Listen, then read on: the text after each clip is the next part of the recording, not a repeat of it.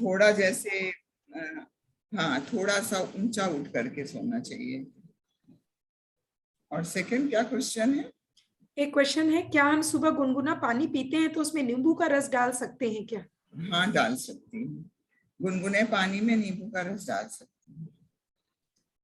क्या C section के बाद नॉर्मल डिलीवरी पॉसिबल है? अब सी सेक्शन क्यों हुआ है ये कारण पता लगाना चाहिए। अगर आपकी हड्डियां छोटी हैं या बच्चे के साथ उसकी कॉर्ड कभी कभी गर्दन के चारों तरफ आ जाती है, तो कई कारण होते हैं जब सी सेक्शन होता है। हो सकता है इस बच्चे, अगर आपकी हड्डी नॉर्मल है तो हो सकता है जिस कारण से ये हो सकता है प्लेसेंटा नीचे हो, तो जो कारण के है उसी क्या को सोच करके तब सी सेक्शन सेकंड बच्चे में होता है। अगर हर चीज नॉर्मल है तो सी सेक्शन हो सकती है, अवॉइड कर सकते हैं, नॉर्मल डिलीवरी हो सकती है। एक प्रश्न है, मुझे जेस्टेशनल डायबिटिक है तो कोई कॉम्प्लिकेशंस नहीं होगा ना, ऐसा प्रश्न है। जेस्टेशनल डायबिटीज है तो उसका ट्रीटमेंट आप अपने डॉक्टर से कराते रहिए और डायबिटीज कंट्रोल रहेगी तो कॉम्प्लिकेशन नहीं होगा। एक प्रश्न है, मोनोक्रोनिक प्रेगनेंसी के लिए कुछ सजेशन दीजिए प्लीज। मोनोकोनिक लिखा है।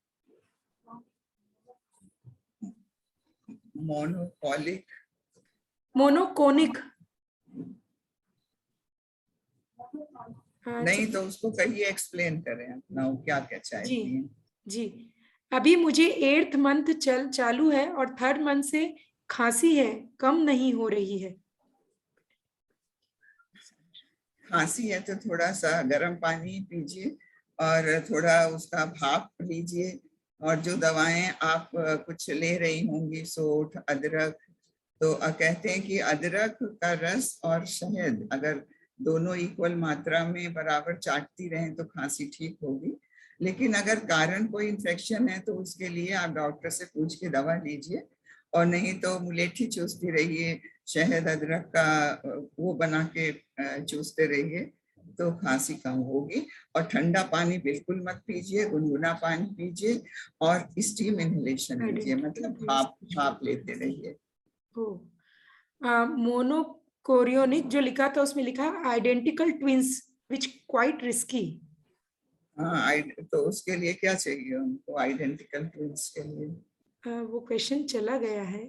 चलिए अगला क्वेश्चन मैं बताती दूसरा हूँ। पूछ लीजिए। 2nd मंथ में योग कर सकते हैं क्या? हाँ, योग तो आपको बल्कि प्रेगनेंसी के पहले से करना चाहिए। जब प्रेगनेंसी नहीं हुई है तब से 3 महीने पहले से शुरू करिए, और थ्रू आउट द प्रेगनेंसी आप सारे आसन करिए।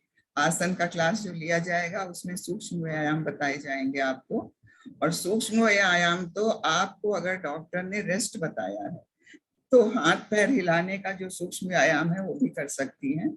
तो कोई ऐसा परहेज नहीं है कि आप 2nd मंथ में व्यायाम नहीं कर सकती। एक बहन का प्रश्न है कि प्रेगनेंसी के समय चटाकेदार भोजन की इच्छा और कभी कभी जंक फूड खाने की इच्छा होती है, तो क्या हम ये ले सकते हैं? जंक फूड में जैसे मान लीजिए आपको मैगी खाने का लग रहा है, तो घर में बनाइए, आटे वाली बनाइए, सूजी वाली बनाइए, उसको खाइए। बाजार से लाके पिज्जा मत खाइए, उसकी ब्रेड आटे वाली बना करके, आटे वाली ब्रेड के ऊपर आप वेजिटेबल्स डाल करके घर में पिज्जा बना सकती हैं, सात्विक बना सकती हैं। तो अभी आपको बताया गया कि खाने से मन भी बनता है, तो अगर आप जो चीज भी घर में बनाएंगी तो कम से कम मन जो है अच्छा रहेगा। तो इसलिए कभी कभी घर में बना के खा सकती है, लेकिन बाहर का अवॉइड करिए जितना हो सके। एक बहन का प्रश्न है, मेरा 8th मंथ स्टार्ट हो चुका है, अचानक लूज मोशन स्टार्ट हो गए, तो क्या करें? तो लूज मोशन स्टार्ट हो गया है तो उसके लिए जो खाने में आप बदलाव करिए, वो थोड़ा सा दही और केला, केला बहुत पका ना हो, थोड़ा कड़ा केला हो, वो खा सकती हैं। और आयुर्वेद की दवाएं आपके जो डायरिया हो रहा है उसके लिए बहुत अच्छी होती हैं, तो आयुर्वेद की आप दवाएं लीजिए, उसमें बिल मचूल वगैरह खाते हैं तो वो दवा खा सकती हैं।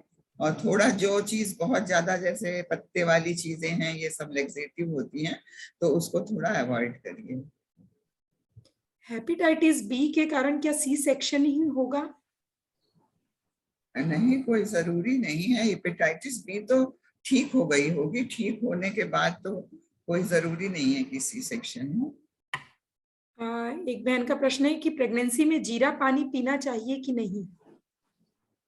मतलब अगर उसमें जो खट्टापन होता है वो टाटरी या किसी ऐसे चीजों से बना है, घर में बना के आप पी सकती हैं जीरा पानी। एक गर्भवती महिला को पोछा लगाना कितना फायदेमंद है? यदि आप बैठ सकती हैं उकड़ू तो बहुत फायदेमंद है, क्योंकि वो एक पॉस्चर होता है जो कि हम लोग कराते हैं, तो उसको जो है उस पॉस्चर में डिलीवरी बहुत अच्छी होती है, क्योंकि आपकी जो मसल्स हैं, पैर नीचे की मसल्स हैं और जांघ की मसल्स हैं, वो एक्टिव होती हैं, तो उससे आपको डिलीवरी में और फायदा होगा। यदि आप बैठ सकती हैं उकड़ू तो आप पोछा लगा सकती हैं, यदि कोई परेशानी नहीं है। मुझे गैस की चूना पानी ले सकते हैं क्या? 7 मंथ चल रहा है। क्या ले सकते हैं? ये तो देखो, चूना चूना पानी, हाँ उसमें कैल्शियम होता है कहते हैं, तो कैल्शियम की टैबलेट खाइए, चूना पानी की कोई आवश्यकता ही नहीं पड़ेगी। चूना का पानी, चूना वो पान वाला ना, तो हाँ, पान वाला जो चूना खाते हैं वो इसलिए जब पानी पीते हैं कि आपको कैल्शियम जाए, तो जब आप कैल्शियम की टैबलेट ले रही तो उसकी कोई आवश्यकता नहीं है। प्रेगनेंसी में वैक्सीन लगाना चाहिए या नहीं, इसके क्या फायदे हैं? हाँ, लगा सकते हैं लगा वैक्सीन। सकते। गैस के लिए 1-2 लोगों ने पूछा है कि मुझे गैस बहुत होती है, एसिडिटी बहुत हो रही है, अच्छा, तो क्या करें? एसिडिटी जो होती है वो एक तो तला भुना खाने से होती है, बेटाइम खाने से होती है।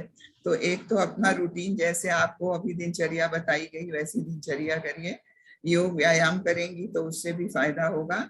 पानी खूब पीजिए, और इसके अलावा जो है वो मुलेठी और उसका ये जो है आंवला, ये इसका चूर्ण भी आप ले सकती हैं।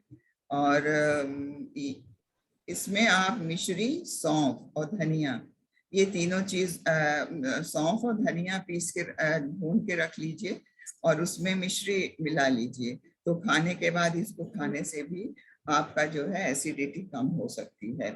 तो एसिड जब बने तो थोड़ा पानी ज्यादा पीजिए, लेटने से ज्यादा बनती है तो थोड़ा प्रोन पोजीशन में, मतलब ऊपर थोड़ा उठ करके बैठ करके थोड़ा रहिए, तो उससे एसिड कम हो जाती है। और उसके लिए दवाएं आती हैं, अगर बहुत ज्यादा एसिडिटी है, आपको खाने पीने से नहीं ठीक हो रही है, तो फिर आप उसके लिए फिर दवाएं भी ले सकती हैं, वो आपकी जो डॉक्टर हैं वो बता देंगे। एक ने और जैसा आपको बताया गया है ये, कि सुबह उठ करके आप पानी पीजिए, 5 बादाम, अखरोट या कुछ सत्तू वगैरह खा लीजिए। सत्तू भी बहुत अच्छा एंटीऑक्सीडेंट है, तो आप उसको भी जो है वो आप खा सकती हैं। सत्तू जैसे चना, गेहूं और जौ का सत्तू आपको फायदा भी करेगा और वो एंटासिड का भी काम करेगा। एक प्रश्न है कि शतावरी का चूर्ण ले सकते हैं क्या? कब से लेना है? शतावरी बिल्कुल ले सकती हैं, शतावरी में कैल्शियम होता है, तो कब से शतावरी लेना है ले इसको? सकती हैं। हाँ, ले सकती हैं। मेरा 8th मंथ चल रहा है। प्रोटीन मेरा झुंझुनी बहुत आती है और पैर सुन्न पड़ जाते हैं, पैरों की उंगलियां सुन्न पड़ जाती हैं। हाँ, 8th मंथ में बहन ऐसा है कि जो आपका बच्चा है वो नीचे आ जाता है, थोड़ा नीचे आने लगता है, तो उससे क्या है कि हमारे नीचे के पोर्शन में प्रेशर पड़ता है, और उस प्रेशर की वजह से पैर में आपके सूजन आ जाती है और झुनझुनी होती है। तो थोड़ा रेस्ट कर लीजिएगा, वो ठीक हो जाएगा, वो कोई बीमारी नहीं है। प्रेगनेंसी के स्टार्टिंग से ही डॉक्टर को दिखाना जरूरी है क्या? सही है क्या? हाँ, प्रेगनेंसी के पहले, जैसे ही प्रेगनेंसी के पहले कि तुरंत होते ही, अगर प्रेगनेंसी की आपको स्टार्टिंग। प्रेगनेंसी हो जाती है तो तुरंत डॉक्टर को इसलिए दिखाना चाहिए कि वो ब्लड टेस्ट वगैरह आपका होता है और ब्लड टेस्ट से पता लगता है कि कोई बीमारी तो नहीं है, तो उन बीमारियों का वो इलाज कर देती हैं। वैसे तो प्रेगनेंसी के पहले ही डॉक्टर को दिखाना चाहिए। और जैसा कि आपको बताया गया है, प्रेगनेंसी के पहले आप अपना शारीरिक, मानसिक, भावनात्मक और आर्थिक तैयारी भी करना चाहिए। तो डॉक्टर को दिखाना तो जरूरी है। अगर आप गांव में कहीं हैं तो ऐसा जो आपके यहाँ की एएनएम हैं या जो आपके यहाँ आशाएं हैं, उनको दिखा करके भी आप काम चला सकती हैं। 7th मंथ की प्रेगनेंसी है, बटरफ्लाई आसन कर सकते हैं क्या? हाँ, बिल्कुल कर सकती हैं, बहुत फायदा करेगा बटरफ्लाई 7 मंथ में। एक बहन का प्रश्न है कि मेरी प्रेगनेंसी, शायद उनकी 4th मंथ की, क्वेश्चन चला गया है, 4th मंथ प्रेगनेंसी, वो टीचर है, 2 बच्चों को ट्यूशन पढ़ाती है, उसमें एक बच्चा डिसलेक्सिया से पीड़ित है और एक बहुत स्लो है, तो ये दोनों बच्चों को पढ़ा रही हैं, तो कहीं मेरे गर्भस्थ शिशु पर कोई प्रभाव पड़ेगा क्या, ऐसा वो पूछ नहीं, तो आप तो एक सेवा का काम कर रही हैं और ऐसे बच्चों को पढ़ा रही हैं जो डिसेबल्ड हैं, तो डिसेबल्ड बच्चों को पढ़ा रही हैं। आप अपने बच्चे को बताइए, बेटा देखो, अगर कोई ऐसा होता है तो उसको कभी निग्लेक्ट नहीं करना चाहिए, उसको हमेशा आगे बढ़ाने की हिम्मत देते रहना चाहिए। आओ चले, अब हम उनको उनको शिक्षा देते हैं, पढ़ाते हैं, ताकि वो अपने जीवन में कुछ अच्छा काम कर सकें। तो इस भाव से यदि आप उस बच्चे, अपने बच्चे से बात करके उनको पढ़ाएंगी तो बच्चा बहुत ही सेवा भावी होगा। और जो बच्चे, जब आप ये इसको समझ करके कहीं इसका प्रभाव मेरे बच्चे पे तो नहीं पड़ जाएगा, इस हिसाब से आप चलेंगी तो प्रभाव पड़ सकता है। तो जैसी आपकी भावना होगी वो भावना बच्चा पकड़ता है, तो इसलिए हमेशा उसको ऐसा ही बता करके, ऐसे ही सोच करके कि सेवा भावना मेरे बच्चे में आए, उस भावना से आप उन लोग को पढ़ा सकती हैं। उनको अवॉइड मत करिए, बल्कि उनको और हेल्प करिए। सीतोपलादी चूर्ण शहद के साथ ले सकते हैं क्या? हाँ, शीतोपलादी शहद के साथ लेना ही चाहिए, उससे भी खांसी कम हो जाती है। जो खांसी वाली बहन है वो शीतोपलाद चूर्ण और शहद के साथ ले, चाटती रहें तो ठीक हो जाएगा। वॉमिटिंग बहुत होती है, तो उसके लिए कौन सा महीना है? क्वेश्चन ऊपर चला गया है, वो शायद 4th मंथ है। शुरू के महीनों में वॉमिटिंग होती रहती है, वो यूजुअली खाली पेट एसिड बनती है उसके कारण होती है। तो सुबह उठते ही जो आपको बताया गया है कि अभी आपने पानी नहीं पिया है, तब भी आप सत्तू ले लीजिए या 5 बादाम, अखरोट और कुछ छुहारा वगैरह ले लीजिए, तो खाली पेट एसिड नहीं बनेगी, तो आपको वॉमिटिंग नहीं होगी। तो ऐसा करिए कुछ। फ्लैक्स सीड, कुछ लोगों के योग से संबंधित प्रश्न है, तो योग की कक्षा तो होगी ही। हाँ, तो योग वाले में बता देंगे वो। योग में केसर कौन से मंथ से लेना चाहिए और उसके फायदे? प्रेगनेंसी में टीचिंग जॉब कर सकते हैं क्या? ये 2 प्रश्न है। हाँ, टीचिंग कर सकती हैं आप टीचिंग करेंगी, आपका बच्चा भी शिक्षा को दान करने की भावना आएगी, तो बिल्कुल टीचिंग करिए। और बल्कि लेख लिखिए, आप कहानियां लिखिए अच्छी अच्छी, और उस बच्चे से वार्ता करते हुए लिखिए, जर्नल में अपने दीजिए, जो भी आप कर सकती हैं उसको करिए। 3rd मंथ चल रहा है, क्या मैं ओम चैंटिंग कर सकती हूँ? हाँ, ओम चैंटिंग तो आप शुरू से लेके अंत तक और बाद में भी कर सकती हैं। ओम ऐसी ध्वनि है जो अनहद नाद है, और उसके बच्चों को ऊपर बहुत अच्छा प्रभाव पड़ेगा, तो इसलिए ओम चैंटिंग तो आप बिल्कुल हमेशा कर सकती हैं। एक बहन का प्रश्न था कि जब मैं ध्यान करने बैठती हूँ और म्यूजिक सुनती हूँ तो मुझे नींद आ जाती है, तो मैं क्या करूं? कोई बात नहीं, आप थकी रहती है, नींद आ जाती है, तो सुनती तो हैं, तो जितनी देर आप जगेंगी उसका प्रभाव बच्चे पे पड़ेगा, तो आपको अच्छा लगता है, आप ध्यानस्थ हो जाती हैं, सो जाती हैं, तो वो कोई ऐसी बात नहीं है, तो सो जाना कोई नुकसान नहीं करता है। म्यूजिक क्लास करती हूँ तो रियाज होता है क्लास में, तो क्या फायदा होता है? तो रियाज का फायदा होगा, आप रियाज से जो भाव आपके उठेंगे, म्यूजिक में जो आपके भाव उठेंगे, वो बच्चे को फायदा करेंगे। तो जो आपके भाव होना चाहिए रियाज में वो अच्छे होने चाहिए, और उस भावना को बच्चा पकड़ेगा तो वो भाव उसके अंदर डेवलप होंगे। 5th मंथ चल रहा है, सर्दी बहुत होती है, तो बच्चे के ऊपर कोई प्रभाव पड़ेगा क्या? क्या होती है? सर्दी। सर्दी, जुकाम, हाँ सर्दी होती है, बच्चे पे तो प्रभाव नहीं पड़ेगा लेकिन आपको परेशानी है, तो उसके लिए थोड़ा सा जो है अपनी इम्यूनिटी बढ़ाइए। अभी जो योग व्यायाम प्राणायाम की क्लास होगी उसमें आपको प्राणायाम बताया जाएगा, तो प्राणायाम थोड़ा आप अपना बढ़ा दीजिएगा तो सर्दी कम हो जाएगी। पेट साफ नहीं होता, केसर कब और कैसे लेना है? केसर का कुछ?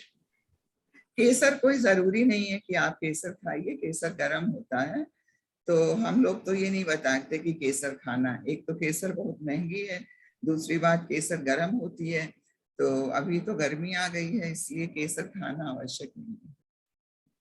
मेरा पहले सी सेक्शन हुआ है, अब मैं योग रेगुलर करती हूँ, क्या नॉर्मल डिलीवरी होने के चांसेस हैं? अगर आपकी हड्डियां टेढ़ी नहीं है, छोटी नहीं है, आपकी प्रेगनेंसी में कोई अंदर की एबनॉर्मेलिटी नहीं है बच्चे में, तो फिर वो नॉर्मल होने की संभावना बहुत कुछ रहती है। लेकिन आपकी डॉक्टर्स जो सजेस्ट करें उसको भी, और आप ये सोच सोच के परेशान मत होइए कि अगर पहला सी सेक्शन हुआ है तो दूसरा नॉर्मल नहीं हो सकता है। अगर हो सकता है, अगर आप ये बार बार सोचेंगी तो वो भावना बच्चे के अंदर भी आएगी। बल्कि आप हमेशा, अगर आपकी हड्डियां नॉर्मल हैं, आपका प्लेसेंटा नॉर्मल है, आपकी कॉर्ड नॉर्मल है, तो बच्चे का वेट नॉर्मल है, कोई डिस्प्रपोर्शन नहीं है, तो आपका बच्चा नॉर्मल हो सकता है। और अगर डॉक्टर कहती है कि हो भी सकता है तो आप बराबर बच्चे से बात करिए। देखो पहली बार ऐसा हुआ था, लेकिन अब की डॉक्टर कह रही हैं कि आप नॉर्मल भी पैदा होंगे। आप नॉर्मल पैदा होंगे तो आपके अंदर बहुत गुणों का विकास होगा। तो इस तरह से बच्चे से वार्ता करके पॉजिटिव अपनी थिंकिंग रखिए कि हमारी पहली ऐसी है, डॉक्टर ने कह दिया है कि अब कोई अब नॉर्मेलिटी नहीं है, हो सकता है नॉर्मल हो जाए, तो अपने को पॉजिटिव रखिए ताकि आपकी डिलीवरी नॉर्मल हो। 5th मंथ फर्स्ट प्रेगनेंसी में क्या प्रिकॉशंस लेना है स्टार्टिंग से? प्रिकॉशन कोई ऐसा खास नहीं लिया जाता है, कहीं ट्रेवल मत करिए ज्यादा बार। मतलब फर्स्ट प्रेगनेंसी में ट्रेवलिंग अवॉइड करना चाहिए, और ज्यादा एक्सर्शन अवॉइड करना चाहिए, और सेक्स अवॉइड करना चाहिए। ये दो तीन चीजें ऐसी हैं जिसको कि अवॉइड करना चाहिए। ब्रह्मचर्य से रहना चाहिए, ज्यादा ट्रेवलिंग नहीं करना चाहिए, बहुत ओवर एक्सर्शन नहीं करना चाहिए। एक बहन का प्रश्न है कि मेरा बच्चा 7 साल का है, दूसरी प्रेगनेंसी नहीं ठहर रही है, और थायराइड हो गया है, ऐसे में मैं क्या करूं? आपको थायराइड है इसलिए आपको सेकेंड प्रेगनेंसी नहीं हो रही है, तो इसलिए थायराइड का टेस्ट कराइए, थायराइड की ट्रीटमेंट करिए, हो सकता है फिर से प्रेगनेंसी आपको हो जाए। और जब डॉक्टर कहेगी कि थायराइड नॉर्मल है, आपकी ट्यूब्स नॉर्मल हैं, आप अब बिल्कुल नॉर्मल हैं, आपके हस्बैंड नॉर्मल हैं, तब उसके पहले आप अनुष्ठान वगैरह करके प्री प्लानिंग करके तब कंसीव करेंगे आप, तब करना चाहिए आपको। शतावरी और प्रोटीन पाउडर को साथ में ले सकते हैं क्या? शतावरी अलग लीजिए, प्रोटीन पाउडर अलग लीजिए। और एक टाइम शतावरी लीजिए, एक टाइम प्रोटीन लीजिए। दीदी 5th मंथ स्टार्ट हो गया है, मूवमेंट को फील नहीं करती हूँ, और क्या मैं सफाई बैठकर कर सकती हूँ क्या, प्लीज बताएं।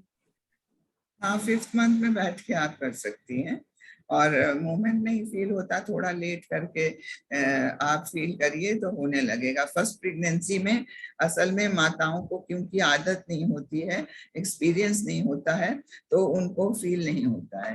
तो आप कोशिश करेंगी, देखेंगी अगर बच्चा नॉर्मल है अल्ट्रासाउंड में तो आपको जरूर वो फीलिंग होगी। कोई कोई बच्चे कम मूव करते हैं। 4th मंथ में ट्रेवल कर सकते हैं क्या? हाँ 4th मंथ में ट्रेवल कर सकते, 4th 5th 6th में आप ट्रेवल कर सकती हैं। लास्ट के 3 महीने में अवॉइड करना चाहिए, और फर्स्ट के 3 महीने में अवॉइड करना चाहिए। फर्स्ट आवर वॉकिंग करता हूँ तो क्या आसन करना चाहिए? 1 आवर वॉकिंग करते हैं तो क्या आसन करना चाहिए? देखिए आसन से क्या होती हैं, आपकी जो जॉइंट्स हैं, जैसे आपके नीचे के जॉइंट्स हैं और जो आपकी नीचे की मसल्स हैं, जिनको रिलैक्स होना चाहिए जब आपकी डिलीवरी होती है, होने वाली होती है, तो वॉकिंग से दूसरा फायदा होता है। और योग आसन से जो आपको अभी बताए जाएंगे, तो वो उसमें इन चीजों का फायदा होता है कि आपकी डिलीवरी नॉर्मल हो, आपकी पेनलेस डिलीवरी हो, कम पेन हो, जल्दी डिलीवरी हो जाए, तो इन चीजों का फायदा होता है। वॉकिंग का फायदा अपना अलग है और योगासन का अलग। तो 1 आवर अगर आप वॉकिंग करती हैं तो उसको कम करके बल्कि आधे घंटे करिए, और आधे घंटे आप अपना योगासन करिए और प्राणायाम करिए और ध्यान करिए। ये एक प्रश्न 2-3 लोगों का आया है कि न्यू बेबी प्लानिंग कर रहे हैं, तो उसके लिए कुछ मार्गदर्शन कीजिए। न्यू बेबी के लिए प्लान कर रहे हैं, तो उसके लिए न्यू बेबी के लिए प्लान कर रही हैं, तो आप उसके लिए पहली बात तो 3 महीने पहले से प्लान करिए, और प्लानिंग में आप अपनी दिनचर्या जो है बिल्कुल बदल दीजिए। बिल्कुल सुबह उठना, ब्रह्म मुहूर्त में जैसे बताया गया उषा पान करना और योगासन करना, उसमें जरा योगासन थोड़ा सूर्य नमस्कार वाला जो प्रज्ञा योग व्यायाम हमारे यहाँ होता है, तो पहले आप अपनी दिनचर्या को नॉर्मल करिए। अगर आपकी दिनचर्या नॉर्मल हो गई जैसा आज हमारी सरला जी ने बताया है, तो वो आप अपना जो है शुरू से 3 महीने पहले से दिनचर्या नॉर्मल करिए। और 3 महीने हमने कहा है पहले से ब्रह्मचर्य का पालन करिए, और ब्रह्मचर्य का पालन करके तब तीसरे महीने में कंसीव करने की तो सोचिए। तो अपना आहार बदलिए, अपना उठना बैठना बदलिए, योग आसन करिए, और आप उस आत्मा को जिसको आप बुलाना चाहती हैं, तो अभी तो आपको बताया गया बच्चे से वार्ता करिए, और आप किससे वार्ता करेंगी? उस आत्मा से वार्ता करिए जिसको आपको बुलाना है। आपको मालूम होना चाहिए कि जो सप्त ऋषि थे वो बहुत हमारे देश के बड़े ज्ञानी, बहुत ज्यादा ज्ञान था उनको। अब ये था कि इनके लायक कोई पत्नियां मिल नहीं रही हैं, कोई ऐसी कन्या है नहीं जिससे कि इनका जो है शादी किया जाए और ऋषि परंपरा जो है चलती रहे। तो आपके यहाँ करदम ऋषि थे, और करदम ऋषि और देवहूति ने तप किया, और तप करके उन्होंने कन्याएं पैदा की, और उन कन्याओं से तप करके उन्होंने आवाहन किया उन आत्माओं का जो कि कन्या के रूप में उनके गर्भ में आई, और फिर उन कन्याओं का जो विवाह था वो इन सप्त ऋषियों से हुआ, जिससे 1000 ऋषि पैदा हुए, और उन 1000 ऋषि ने पूरे दुनिया में जाकर के ऋषि परंपरा को बनाया था। तो कहने का मतलब है आपको आवाहन करना पड़ेगा। अगर एक अच्छी संतान आप चाहते हैं तो उस तरह की संतान का आवाहन करेंगे, फिर तीसरे महीने में एक अनुष्ठान करेंगी, और उस अनुष्ठान के बाद आप कंसीव करिए। अब इसके ऊपर तो बहुत अच्छा एक लेक्चर भी है, तो हम रूपाली जी को दे देंगे, इनका एड्रेस ले लीजिए और वो इनको भेज दीजिएगा, तो वो ये सुन लेंगी, तो वैसे ही अपना जीवन बनाएंगी, तो इनको मनचाही संतान मिल सकती है। जी दीदी, एक है 8th मंथ में व्हाइट थिक डिस्चार्ज हो रहे हैं, तो कोई प्रॉब्लम तो नहीं होगी क्या? 8th मंथ चल रहा है और व्हाइट डिस्चार्ज ठीक हो रहे हैं, तो कोई प्रॉब्लम होगी क्या? देखिए लास्ट मंथ में जो होता है वो बच्चेदानी का मुंह थोड़ा थोड़ा खुलने लगता है, तो इसलिए वो जो है थिक डिस्चार्ज थोड़ा सा होता है। लेकिन फिर भी अगर उसमें बदबू आ रही है या कोई ज्यादा हो रहा है, आपको कोई तकलीफ है, खुजली हो रही है, तब आप डॉक्टर को दिखा लीजिए। नहीं तो सफाई से रहिए और ज्यादा आप मेहनत मत करिए, मतलब थोड़ा आराम करिए, तो वो ठीक हो जाएगा, ऐसी कोई बात नहीं। मुझे शुगर है, तो इम्यूनिटी बढ़ाने के लिए क्या मैं गिलोय ले सकती हूँ? हाँ ले सकती हैं, गिलोय इम्यूनिटी बढ़ाती है, आप गिलोय ले सकती हैं। एक प्रश्न था कि फर्स्ट मंथ्स में मिसकैरेज रोकने के लिए क्या करें?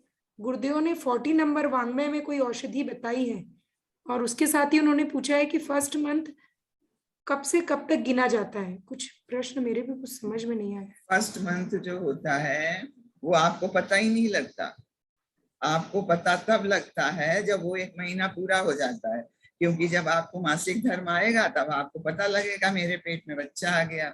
तो जो बच्चा आ गया तब वो 1 महीना पूरा हो जाता है, 4 वीक्स पूरे हो जाते हैं। और कल हमने बताया था कि बच्चे की पूरी ब्रेन की फाउंडेशन बन जाती है।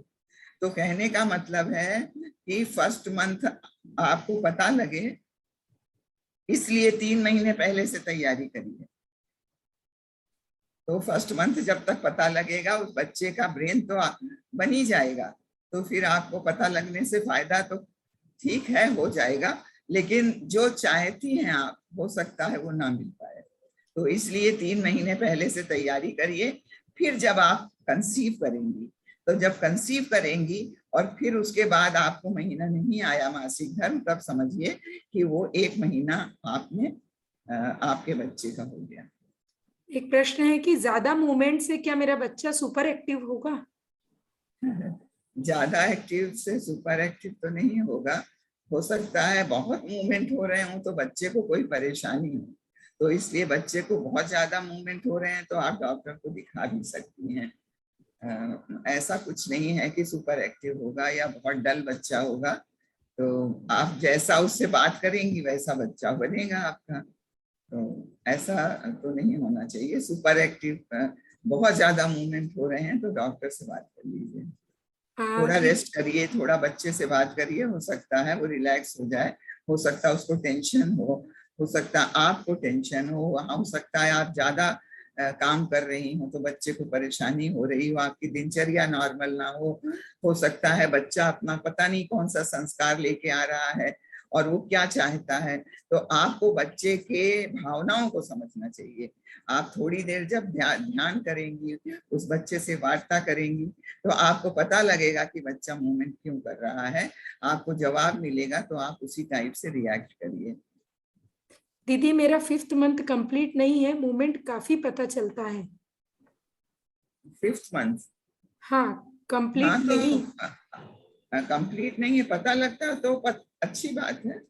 5th मंथ में तो मूवमेंट पता लगता है, 4th मंथ में पता लगता है, तो मूवमेंट तो पता लगना अच्छी बात है। एक ने पूछा है, मैंने गर्भ संस्कार 3rd मंथ में करा लिया था, अब क्या 7th मंथ में और गर्भ संस्कार कर सकते हैं? ऐसा कराने की आवश्यकता तो नहीं होती है। ऐसा कराने की कोई आवश्यकता तो नहीं है, लेकिन अगर आपके अंदर ये भ्रम है कि 7वें महीने भी कराना चाहिए, तब आप फिर से करा सकती हैं। तो इसलिए कोई जरूरी नहीं है। जो आपको गर्भ संस्कार के समय जो बातें बताई गई थी, वो अगर आप पूरे 9 महीने तक उसको फॉलो करती हैं तो दोबारा कराने की जरूरत नहीं है।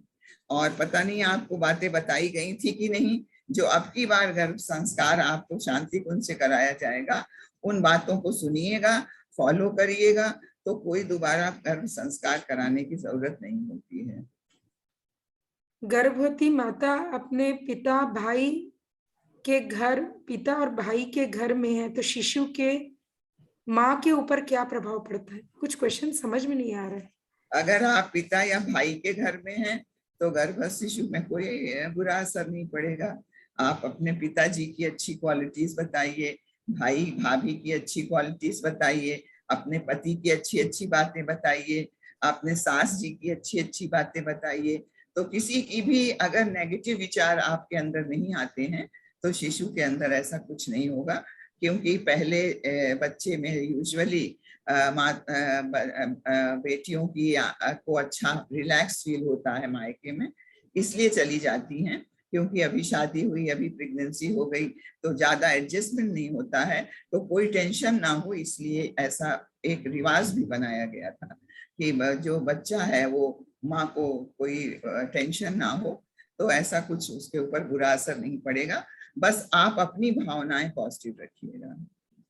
बेबी प्लानिंग कर रही हूँ, क्या गिलोय? अब आपका टाइम पूरा हो रहा है क्या? टाइम हो रहा है, क्वेश्चंस तो बहुत आ रहे हैं। एक तो क्वेश्चन है, जो है रोज रोज पूछ लीजिएगा। 5 बजे तक का टाइम है क्या? ले सकते हैं दीदी, अगर आप ले सकते हैं तो 2-3 क्वेश्चन और ले लें। हाँ ले लें।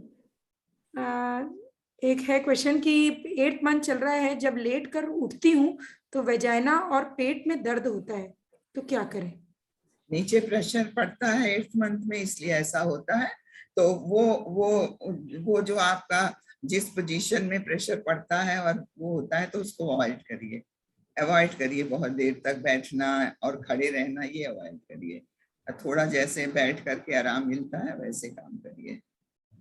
एक है, असल में लिगामेंट्स होते हैं आपके बच्चेदानी के अंदर, बहुत लिगामेंट्स होते हैं, और जब बच्चा आता है पेट में तो लिगामेंट्स स्ट्रेच होते हैं और स्ट्रेचिंग की वजह से पेन होता है। तो थोड़ा उसमें मसाज कर लीजिए, और जो आपको अभी योगासन बताए जाएंगे वो योगासन करिएगा, और एक पेल्विक फ्लोर एक्सरसाइज बताई जाएगी। तो वो पेल्विक फ्लोर एक्सरसाइज करेंगी तो जो वेजाइना में हैवीनेस है, जो नीचे के पोर्शन में हैवीनेस है, वो खत्म हो जाएगी आपकी, और फिर आपको नॉर्मल डिलीवरी होगी। अंजीर मुनक्का खाते हैं पेट साफ करने के लिए, फिर भी 2 दिन पेट साफ नहीं होता, ऑयली भी नहीं खाते हैं और कॉन्स्टिपेशन हो रहा है। तो अंजीर मुनक्का खाती रहिए, लेकिन उसके लिए त्रिफला चूर्ण जो आता है जिसमें हरड़, पहेड़ा और आंवला, ये आप रात में गुनगुने पानी में भिगा करके उसको 1 चम्मच रोज लीजिए। और फिर भी नहीं होता तो हरड़ जो छोटी हरड़ होती है, छोटी हरी, उसको जो है आप खाइए, उसकी वटी खाइए तो हो जाएगा। त्रिफला चूर्ण ज्यादा फायदेमंद है।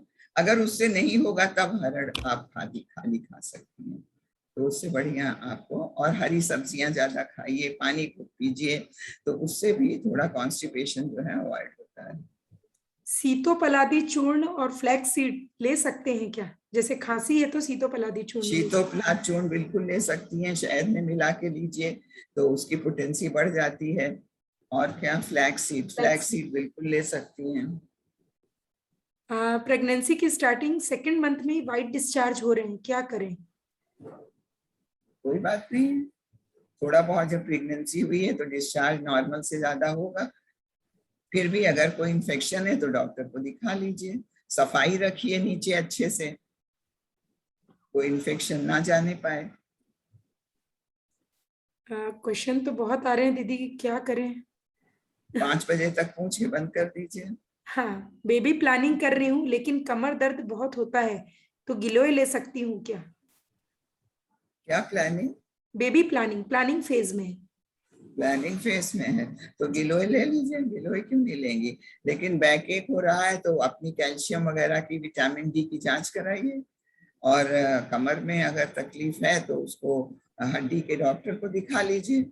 क्या क्यों प्लान कर रही हैं, फिर प्रेगनेंसी हुई तो और तकलीफ बढ़ेगी। तो पहले कमर के दर्द को ठीक करने के लिए हड्डी के डॉक्टर को दिखाइए, विटामिन डी और कैल्शियम टेस्ट कराइए। और अगर नहीं है तो हैवी उसमें लीजिए उसको, तो कमर का दर्द ठीक होगा। और गिलोय तो खाएंगी, गिलोय से तो कमर का दर्द नहीं ठीक होगा, वो तो इम्यूनिटी बूस्टर है। लेग पर सूजन, पैर में सूजन आती है, 3rd मंथ चालू है।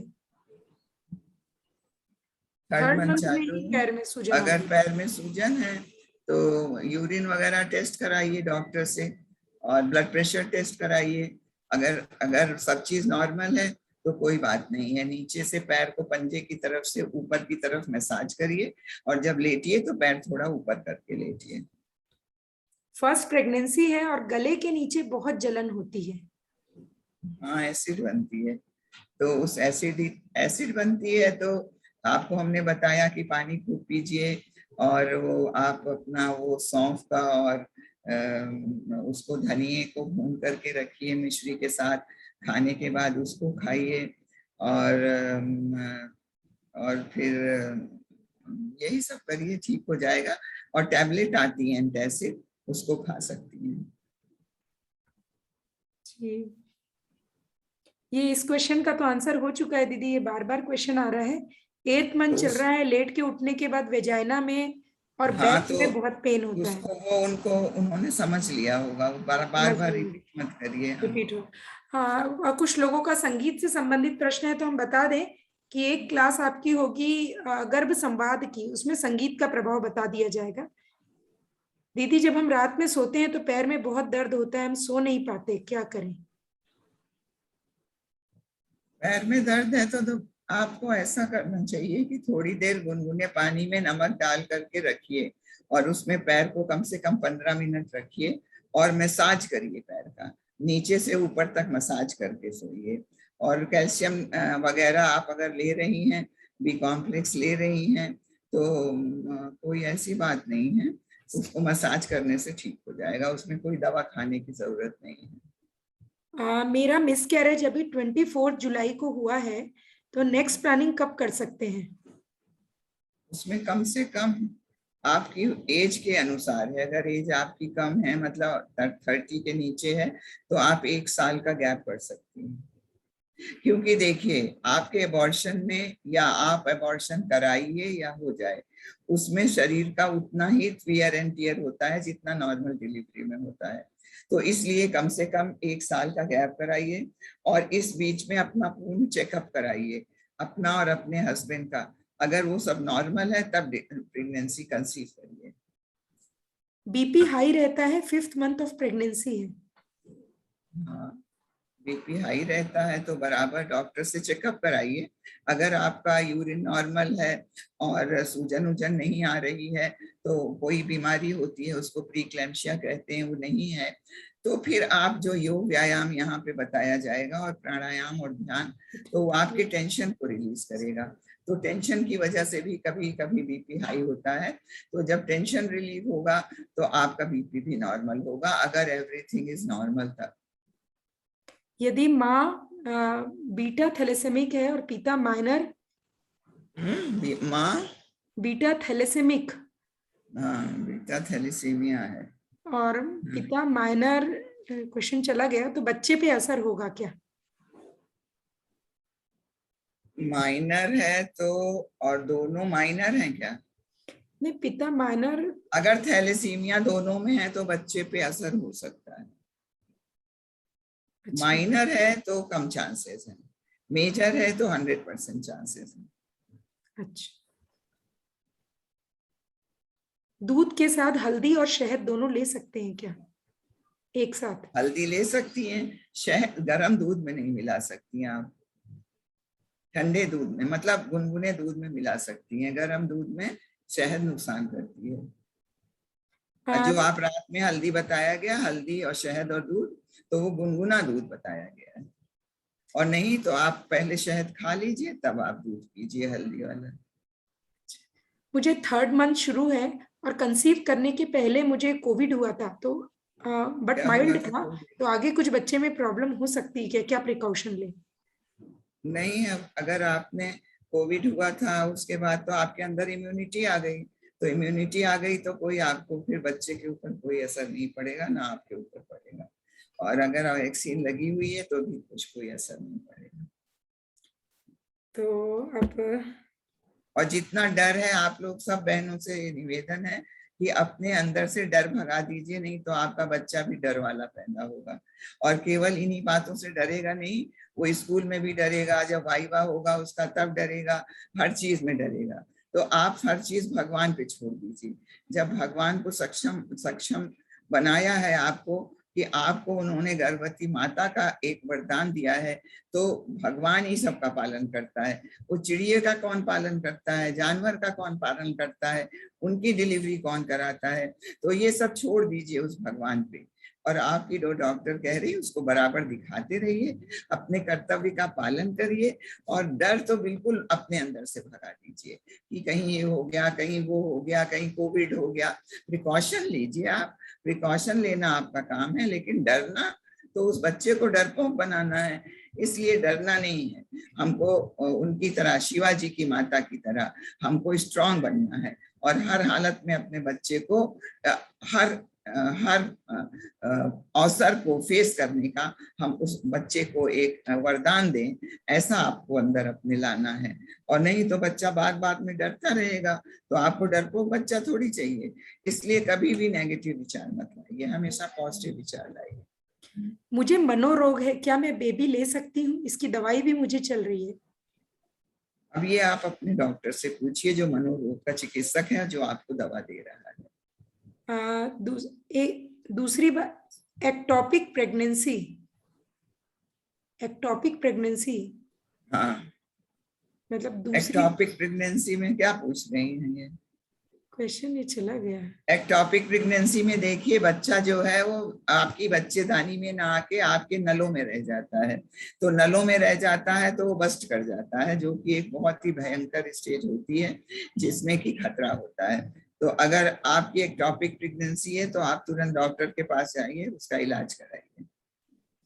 और वैसे तो एक्टॉपिक प्रेगनेंसी आपको पहले रही होगी हमारे ख्याल से, जो कि आप पूछना चाहती हैं कि पहले एक्टॉपिक हुई थी तो क्या बाद में भी हो जाएगी हम कंसीव। तो दुनिया भर की चीजें हैं, तो एक्टॉपिक प्रेगनेंसी जो है वो ठीक नहीं होती है। उसको अपने डॉक्टर से सलाह करिएगा, अगर ऐसा कुछ है तो उसका वो होगा इलाज। एक लेग में बचपन से ही बाय बर्थ वेरिकोज वेन्स है, अभी 4th मंथ चल रहा है, डे बाय डे स्वेलिंग बढ़ती जा रही है, कैसे रिलीफ मिल सकता है? तो उसको जो है नीचे से ऊपर मसाज करिए, उस पैर को ऊपर रखिए, थोड़ी उसकी सिकाई करिए, क्योंकि बच्चे से प्रेशर पड़ रहा है, इसलिए वेरिकोज वेन बढ़ेंगी तो हो सकता है उसमें से कभी कभी वो हो जाता है, उसमें से ब्लीडिंग भी होती है, तो उसको अवॉइड करिए। आप उस पैर में थोड़ा सा क्रेप बैंडेज बांध के रखिए ताकि वो वेन्स के ऊपर प्रेशर ना पड़े। चलिए अब एक क्वेश्चन लेकर दीदी फिर अपन इसको एंड लास्ट क्वेश्चन है ये, लास्ट क्वेश्चन है, हिचकी क्यों आती है? अब क्योंकि देखिए 4:30 बजे तक आपका सेशन है ना, तो जी। कोशिश ये किया करिए कि पहला सेशन 4 बजे खत्म हो और आधे घंटे का क्वेश्चन आंसर। अब कल नहीं हो पाया था इसलिए आज हमने 1 घंटा कर दिया। 1 घंटा। दीदी हिचकी क्यों आती है? हिचकी आपको एसिड की वजह से आती है, एसिड बनती है इसलिए हिचकी आती है। कोई याद करता होगा तो भी आ जाती होगी, जो कि एक ऐसा वो है, मिथ है। तो लेकिन हम लोग ये बताएंगे कि वो एसिड की वजह से आती है। पानी पी लीजिए, थोड़ा इधर उधर टहल लीजिए, और कुछ यही जो हमने बताया है, सौंफ, धनिया और मिश्री खा लीजिए, ठीक हो जाएगी। इसमें कुछ क्वेश्चन आहार रिलेटेड है, तो हम बता दें कि आहार की क्लास कल होने वाली है और बहुत अच्छी क्लास रहेगी, काफी डिटेल में। तो कुछ क्वेश्चन आप लोग कल भी कर सकते हैं। अब आज काफी समय हो गया है, तो आज की क्लास को दीदी यहीं पर विराम देंगे। धन्यवाद बहुत बहुत सब बहनों का, सब हमारी अपनी गायत्री परिवार की बहनों का, और सरला जी का। उन्होंने बहुत ही अच्छे थोड़े शब्दों में, अच्छे शब्दों में, सरल भाषा में आपको दिनचर्या बताई। और दिनचर्या अगर आप पालन करेंगी गर्भवती माताओं से, हमको ये कहना है कि आपको हमने कल बताया था कि दिनचर्या का पालन किया था कयाधु ने। और कयाधु कौन थी? प्रहलाद की माँ थी। कयाधु ने जब दिनचर्या का सुबह से शाम तक पालन किया, अच्छा वाला, अच्छा सोच किया, अच्छा खाना खाया और अच्छी तरह से वो सात्विक संस्कारी तरीके से रही, प्रवचन सुना जैसा अभी सरला जी ने बताया, तो उसका बच्चा राक्षस की जीन्स वाला बच्चा एक महामानव बना। तो ये दिनचर्या जो है उस पर एपिजेनेटिक इफेक्ट होता है, तो आपका बच्चा बहुत अच्छा बनेगा जैसा आप चाहेंगी।